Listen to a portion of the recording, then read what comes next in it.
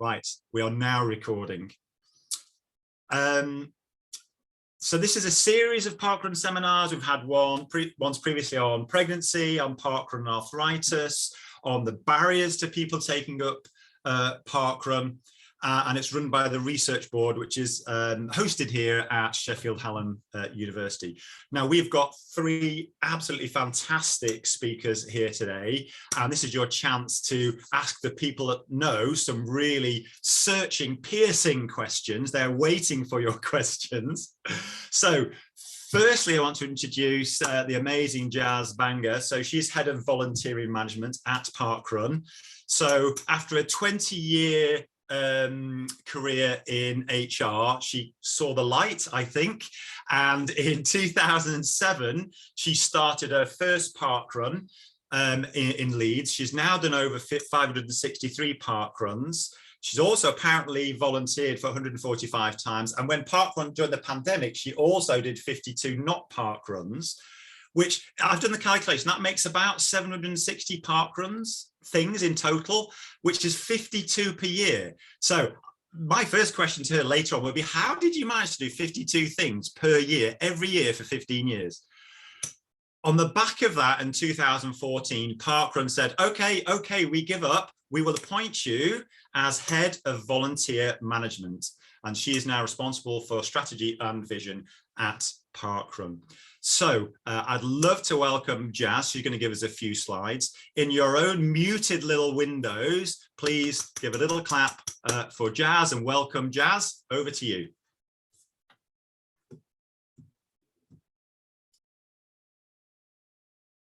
Oh, you're on mute, Jazz. Do you know, first rule is to unmute yourself. Thank you very much for that lovely introduction. And I'm thrilled to be here to talk about volunteer management. As Steve announced, I'm the head of volunteer management for Parkrun, and I've been a parkrunner for approaching 15 years. It's because I'm a bit of an addict to it, Steve. I think that's why I've been doing it every single Saturday, and after a while, it becomes part of your a part of the thing that you do. So I want to talk about volunteering at Parkrun. Volunteering has always been one of the cornerstones of Parkrun, and it's a great success story. But the way that we view the involvement of those that volunteer has evolved really significantly. So I will be covering. Now, why can't I move my slide? Sorry.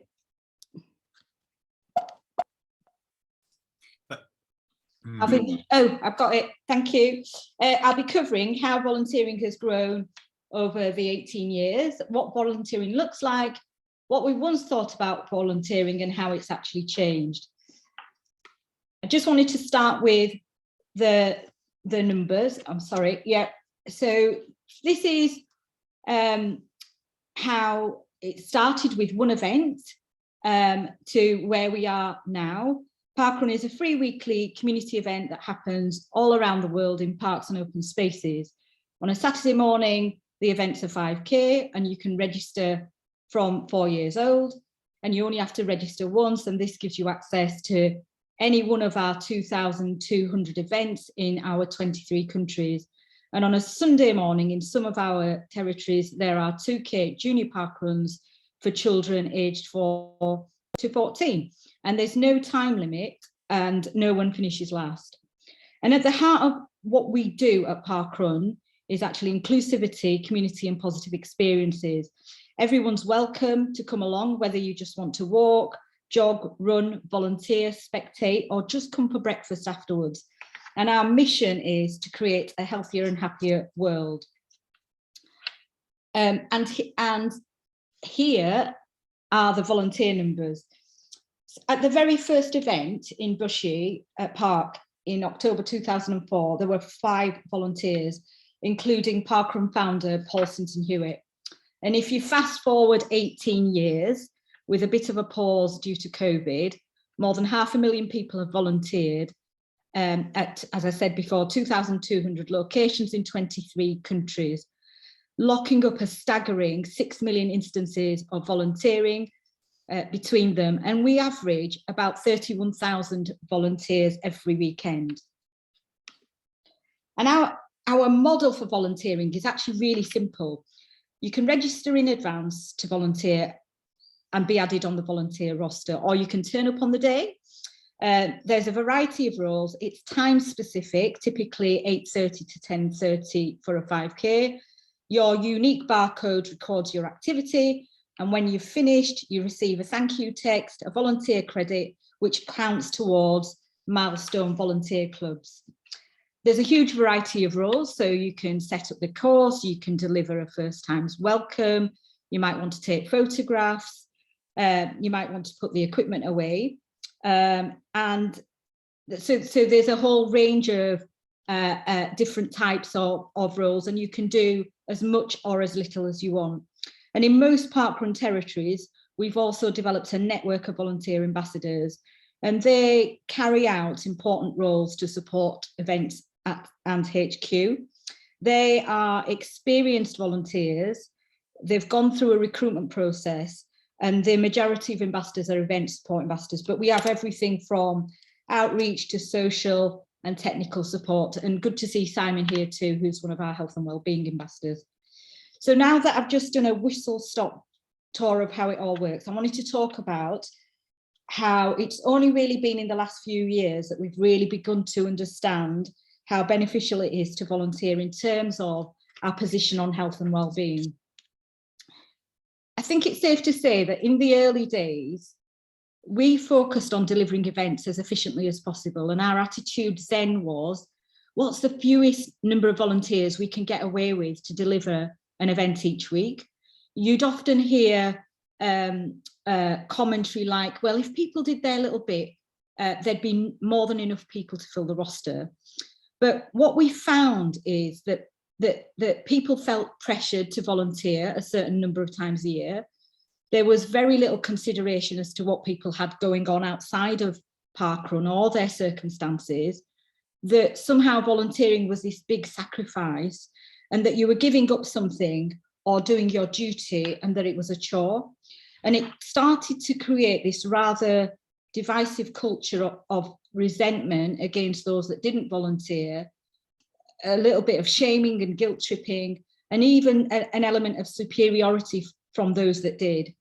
But against all of that, we were hearing stories from people of how volunteering had given them a sense of purpose, of belonging, of self-worth. It was making them feel great, of how it had prompted them to go volunteer elsewhere. They'd gained confidence, it had improved their health, and it had impacted their happiness. On our 15th anniversary, we commissioned AWRC to conduct our first ever health and wellbeing survey, and that was in 2019. It was UK specific, and we had 60,000 responses. And it revealed that parkrun was fundamentally great for our physical and mental health, but the biggest benefit was from those that had volunteered, and a staggering 84% of volunteers said that parkrun had improved their happiness. And since then, we have been committed to regularly surveying our volunteers. That gives us a valuable insight into the ongoing experience, motivations, concerns and challenges. And we use that feedback to guide our decision-making and influences improvements in our processes, in our operational policies, and hopefully ensures that people have an even better experience. We also know that 34% of healthcare professionals who have prescribed parkrun, and this is a UK partnership initiative with the Royal College of General Practitioners, recommend volunteering to patients as well as walking, jogging, running through their social prescribing. And that's an indication that volunteering is valued by healthcare professionals. As a leader in the volunteering sector, we understand that we've got the ability to change the whole landscape of volunteering. We're passionate about ensuring that our language and our imagery promotes volunteering as inclusive, positive and fun. And it's really important to us that we protect this experience and to showcase everything about volunteering that's positive. We're dedicated to ensuring that volunteering is easy, so there's no training or experience that's required. And one of the ways that we do that is to make sure that the volunteer roles are exactly the same at every event in every country. In this way, the opportunities are really accessible and familiar on a global scale. And if you're thinking about volunteering for the first time and you want to see what to expect because you might be a little bit apprehensive, well, we've got that covered with our volunteer videos. And we've also got something called the Volunteer Hub, which is this global information resource for volunteers where there's updates and information, and it gives you kind of a much more detailed insight. And we also send volunteer updates to people. And when we last did a survey to volunteers, and we do these regularly, 99% of volunteers said it was easy to do, 99% said it was enjoyable, and 99% said it was positive and meaningful. The other thing that's really important to us is that it's inclusive. Anyone and everyone is welcome to volunteer at Parkrun. A course can never have too many, the roster's never full, and no one is ever turned away. We promote that it's without pressure or guilt.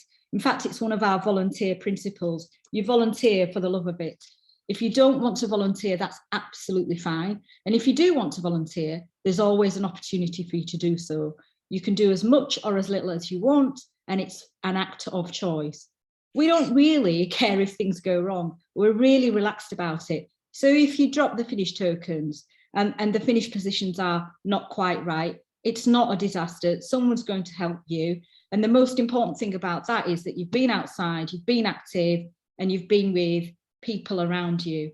And by the way, I've dropped finish tokens myself. The other thing that we've promoted more so than anything else, and we've been more vocal about, is the fact that volunteering is great for your health. It's this brilliant, life-changing, life-enhancing experience. It makes you feel fantastic. And our social media, every Saturday and Sunday, is loud and proud of that fact. And so we've gone from thinking about a minimum number of volunteers to actually what's the maximum opportunities we can have to volunteer. So we really do understand that parkrun means different things to different people at different times, that not everybody wants to run, jog or walk. Actually, people tell us that they need to volunteer in the same way that they need to run or walk. So we encourage this volunteer culture of always saying yes to anybody who wants to help out. We never make anyone feel guilty if they don't want to volunteer. And when you do volunteer, not only will you be celebrated, your health and well-being will be better because of it. Thank you very much, Jazz. I'm going to clap. We can't hear anyone else, but I'm going to clap anyway. So there you go. Lovely. Thanks for that inspiring. We're going to move straight on. No questions. We'll go straight on to Dr. Rachel Hallett, who's Associate Lecturer at the Open University. She comes a background from faculty of St George's, University of London and Kingston University, and has a really eclectic background in psychology of health, exercise and music. And her PhD was on music use and exercise, and that's a whole other webinar which I want to have because I need to ask her about that, but not today. She's also done stuff on joint pain advice. That's about your knees, not about smoking. And one of her papers was about one of the first volunteering papers on parkrun. So she's going to tell us a little bit about that today. Rachel, please go ahead. Thank you.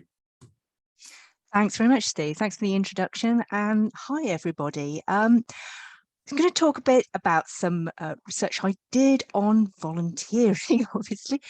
It was initially going to be quite a small project. It's my local park run. We'd had a week where we'd really struggled to get enough volunteers together.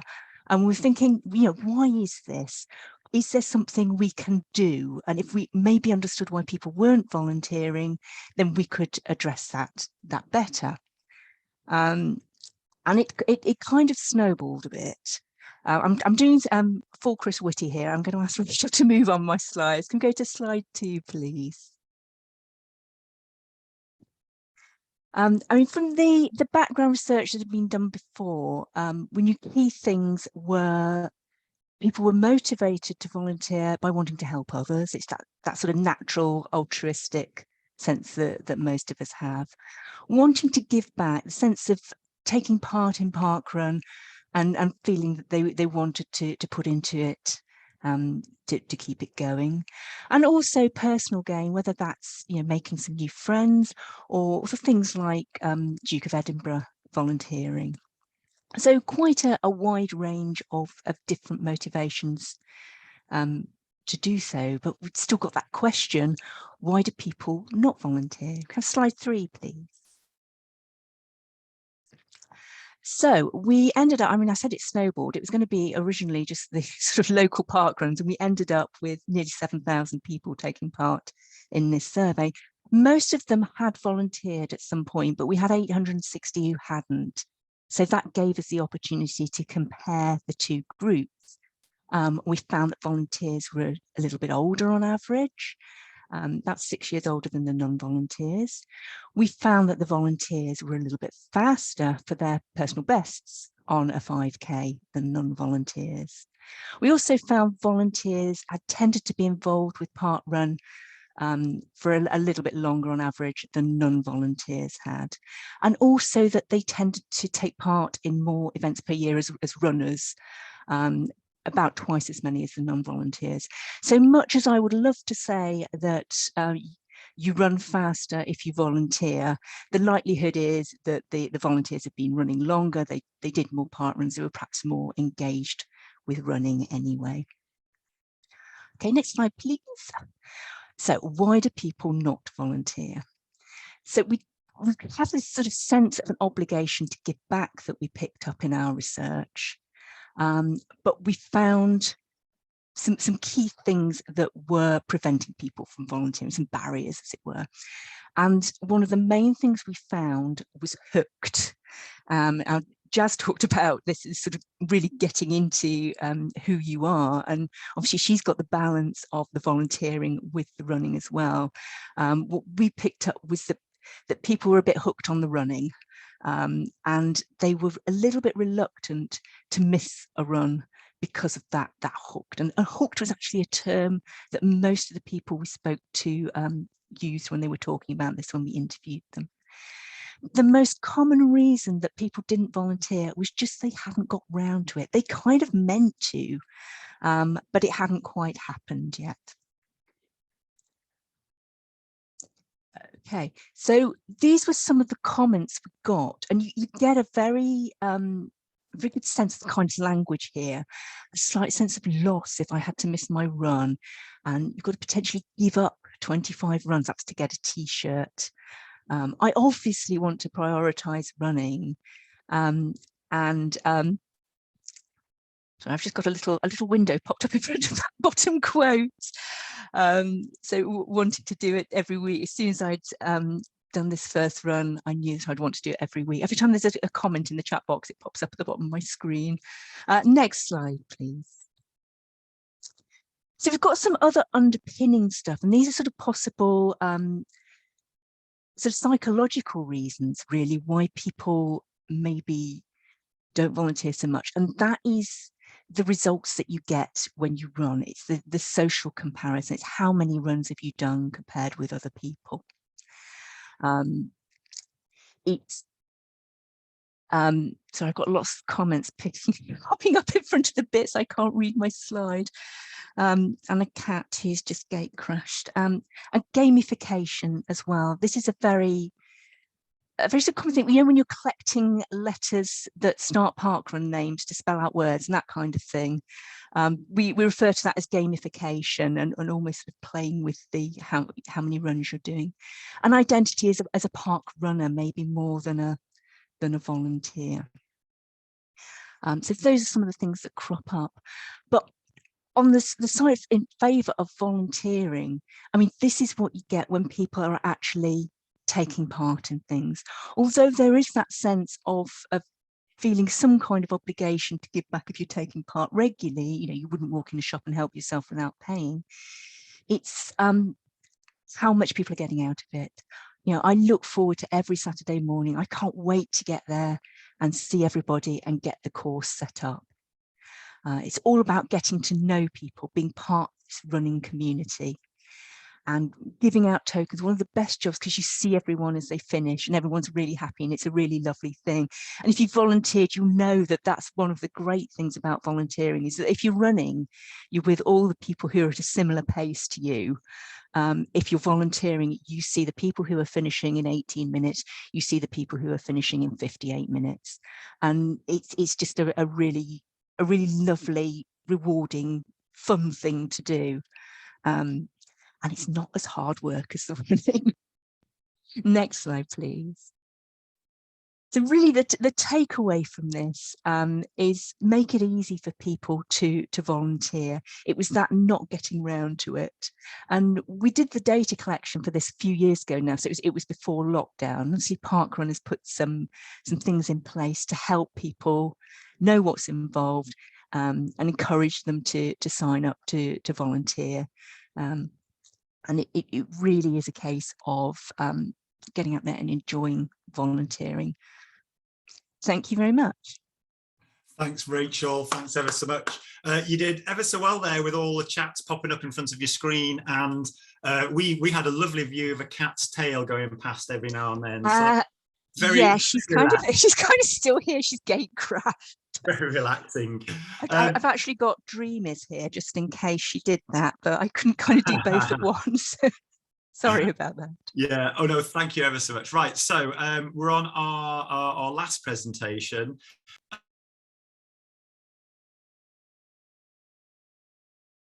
Sorry, my sound went. Sorry, some of you will know Simon Tobin. He's done webinars for us before. He's a fellow of the Royal College of GPs. He's a full-time GP in Southport at Norwood Surgery. He's been there for 28 years. He says he loves it. So Simon, please don't leave us. Please don't retire. He's a lead for diabetes and a GP trainer. He's an ambassador for health and wellbeing for parkrun. He's done tons and tons of parkruns. He's volunteered almost as many times as he's done parkruns. I've worked it out about 42 a year of things since 2016. For all those reasons alone, I want to hear what Simon Tobin has to say about volunteering, and I hope you do too. Please, Simon.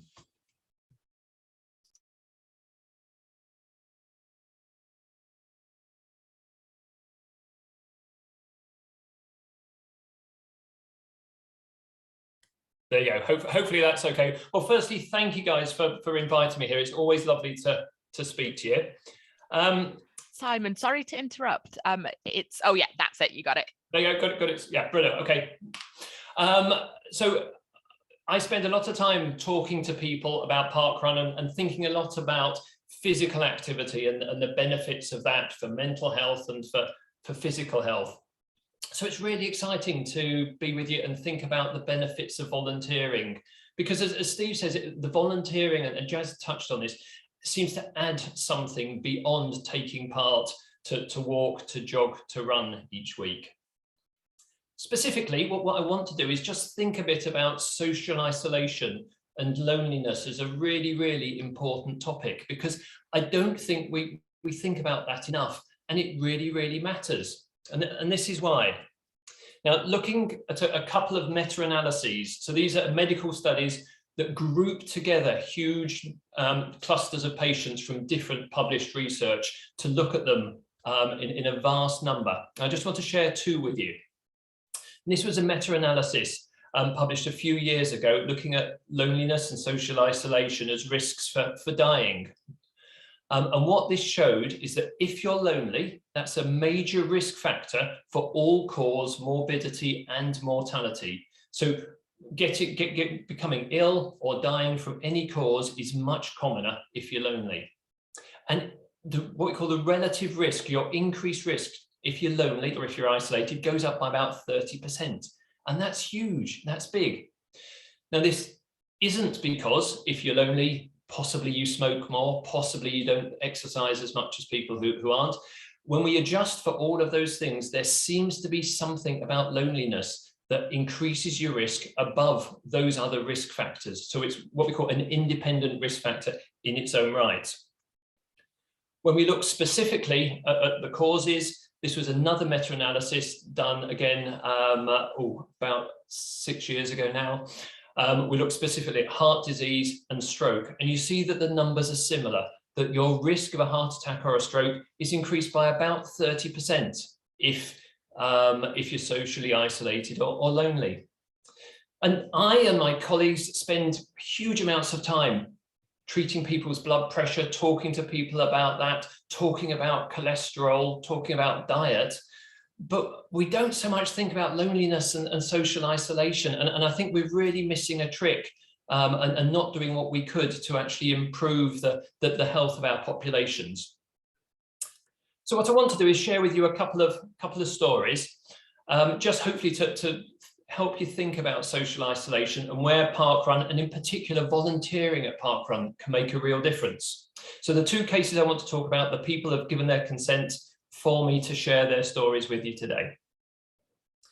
Now, the lady sitting down on the wheeled walker is called Elizabeth, and the right of the screen with the high-vis vest is her daughter, Lucy. And Lucy is a regular volunteer at Bushy Parkrun, where it all started all those years ago. And Elizabeth is in a nursing home that backs onto Bushy Park. And I know that Lucy was really worried about her mum's sort of lack of social stimulation. Now, I spend a lot of time going around to a number of care homes, and even the very good ones, they are really quite challenging. There's often a load of elderly people sat around the edges of a room with a television in the corner blaring. There's not a lot of stimulation, there's not a lot of interaction. Now, Lucy was concerned about the impact that this might have with her mother, Elizabeth, and so she asked her, would she fancy coming down to watch the parkrun in Bushy Park? And her mum said she'd love that. So Lucy brought her down that week, and she parked her in the wheeled walker where she is now. And Elizabeth absolutely loved it. And to cut a long story short, she became a regular attender at Bushy Parkrun, and then became a regular volunteer. And so impressed with the core team at Bushy Park that they made her own high-vis jacket with her name on it, and she became a regular marshal. And looking forward to that parkrun each week really, really made a difference to Elizabeth, gave her a sense of purpose and a sense of meaning. And I know that Elizabeth was really touched when she got a load of Christmas cards from Bushy Park parkrunners, things like this, to Elizabeth: we hope you have a Merry Christmas. Everyone appreciates you clapping at parkrun. Love from Eva, age 5, and Rosa, age 9. So for Elizabeth, volunteering at parkrun made a real difference. And this old guy on the right is my dad. This is me. About 8 years ago, my mum died, and my dad struggled. I think things were really quite difficult. For several years before my mum died, her health had deteriorated, and he'd lost touch with a lot of his friends as he'd needed to spend more time caring for her at home. He was beginning to make more friends and pick up his social contacts a couple of years after she died, a few years after she died. But then obviously the pandemic struck, and all of that went back to square one. So when we came out of lockdown in the summer, I said to him, well, Dad, how about you thinking about coming down and volunteering at parkrun? We could really, really do with you. And I remember the first time he came down, he was marshalling, and as the runners ran past him, a couple of them shouted out to him, thank you for volunteering. And he shouted back, the pleasure's all mine. And it really was, because as I touched on with Elizabeth, as you get older, it becomes increasingly important to have a purpose in life, and perhaps harder to have that purpose. Your life may not have the meaning that it had in your younger years. You may not have a reason to get up or something to look forward to.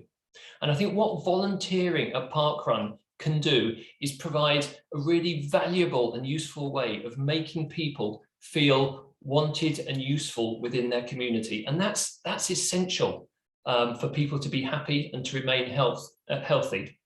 Now, Atul Gawande, a brilliant American surgeon, if you haven't read his book, Being Mortal, I would thoroughly recommend it. It's an absolute classic, international bestseller.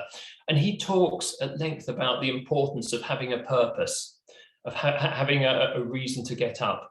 And for my dad, volunteering at parkrun has really made a difference. And we walk home together after each parkrun on a Saturday, and he's noticeably more animated on the way home. He's talking about the people that he's met, who he's spoken to, what he's seen. There's an energy about him that isn't there when he's not at parkrun, and it's made a tremendous difference to his life.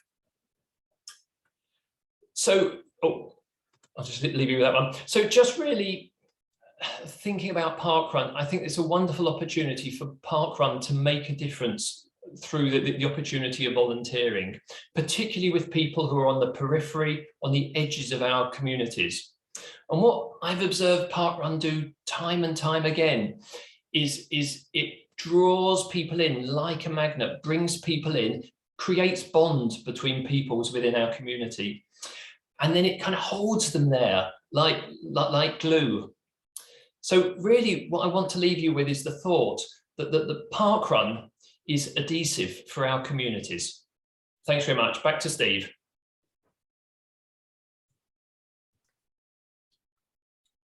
Simon, thanks ever so much. And thank you to all the speakers. Right, I'm going to try and do some questions. If you want to ask a question, at the bottom of your screen, you'll have reactions. If you click on reactions, there is a raise hand. So if you can raise your hand, do that. Otherwise, perhaps if you can't find that, switch your camera on and wave frantically at me, and I'll try and find you on here. I've got 2 pages to keep looking at. Otherwise, I'm going to start choosing some questions from here. Oh, actually, no. We'll go to Carl. Carl, would you like to unmute yourself and stick your video on if you can? Otherwise, just hi, Carl. Hiya, doing all right? Yeah, fine. Ask away. So I'm the event director at Pontypridd Parkrun down here in South Wales. And since the pandemic, we have been struggling for volunteers. Now, we put out the appeals, we follow the guidance online how to encourage people into volunteering at parkrun. And we've been trying to get in touch with local businesses, and we've had a little bit of success with that. Some of the town businesses are helping us. But going forward, I'm just wondering, like, extra hints and tips, or how we can incentivize it. I feel that now that we are starting, certainly in our area, becoming to be a little bit saturated with events. So there's so much demand for volunteering to ensure that the events take place every week. It's like, say, pinching volunteers maybe from our core, because we are volunteer tourists now. It's amazing that people go around, and even I do it on a Sunday. I'll choose a different junior parkrun to attend each week. So I'm just wondering how we can do that, because I'd hate to have to cancel. And we usually have the same people who will step in last minute every week, and it just seems to be like a huge demand on certain people. So yeah, some ideas around that would be great. That sounds like well, any of our on our panel have some answers to Carl? Any suggestions to Carl? Jazz? Hello, Carl, and lovely to meet you here virtually. And thank you for everything that you do for your local community in terms of volunteering and hosting that event. So I really understand where you're coming from. We have noticed that post-pandemic volunteer numbers generally have dropped a little bit. We are doing loads in the background to really look at how we can help teams globally as well as individually. And it's not just one thing, Carl, as you know yourself. It sounds like you already are doing a lot of the little things to try to get volunteering opportunities out there. But it's many things, and we're working on a set of resources that will, keep promoting the messages. I'm a volunteer, Carl, at my local parkrun in Boddington's Juniors.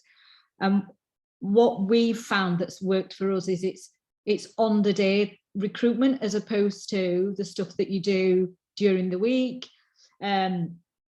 we've also found that, you know, a lot of it is about planning as well. So, you know, would you like to volunteer next week? People are, you know, a lot of the time it's like, I'm not sure what I'm going to be doing next week. And we're looking at how we can help that. I also noticed there's a lot of anxiety of the roster being full, like days before the event. And I'm not saying this is the same for your event, Carl, at all. And what I would say is we need to help you manage that. If that's happening all of the time and it's causing anxiety, but actually the event itself tends to, you know, on the day you tend to get volunteers, then we need to help with understanding that, you know, how do we help you support that kind of anxiety.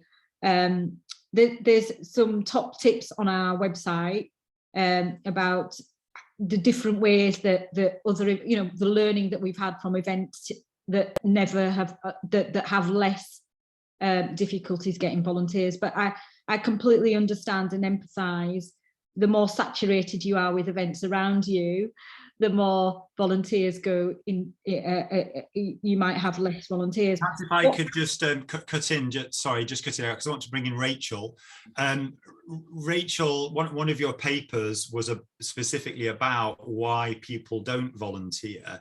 Is there anything from there you think that might help? You know, what did you find about why people tend not to volunteer? What are the barriers that we're overcoming?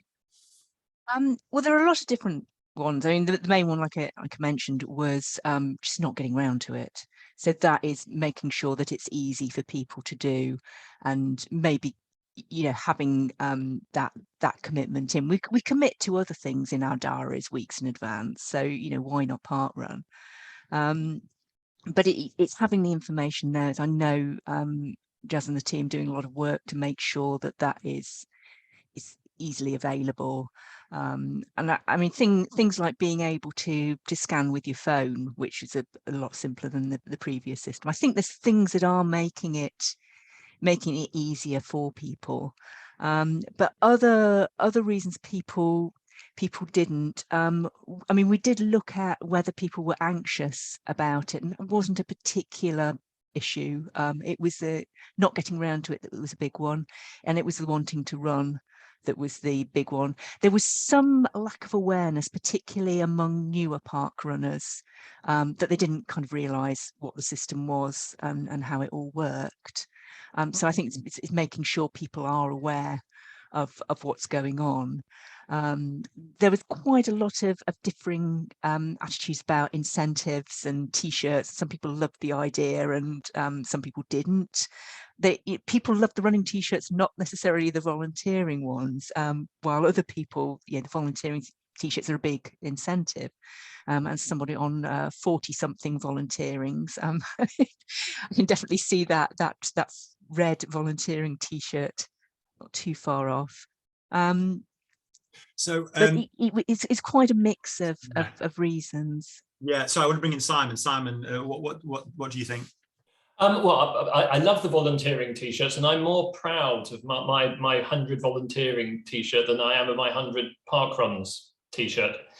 One thing I touched on this in the chat, social prescribing link workers, I think, are a really good resource to think about boosting volunteers. Now, a few years ago, all the general practices across the country were clustered into groups of 30 to 50,000 patients. And within each cluster, each network, there was initially one, then two social prescribing link workers. And the idea of link workers is to do what the name says on the tin, really, is to link them up with community assets. So I often refer my patients who might be socially isolated to our link worker. Now, our fantastic link worker, Damien, has come down to Southport Parkrun. He's given it a go. He's loved it, has a really good idea of what's involved. And I've talked to him about the benefits of volunteering. So we're using that as an opportunity to think about when people are going to social prescribing link workers. And these are across the country. And I think they're probably an underutilized resource.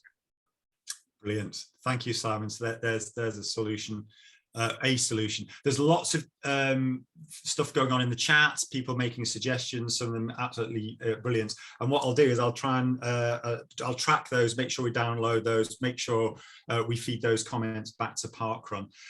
There was an earlier chat going on about mental health, and certainly one of the things we've seen in the research data is that volunteering at Parkrun specifically can improve mental health.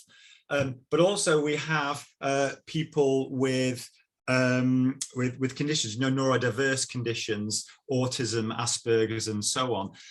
Do we have any kind of guidance, any guidelines, Jazz, on people who are neurodiverse and help and support? Is there anything specific there that Parkrun offers?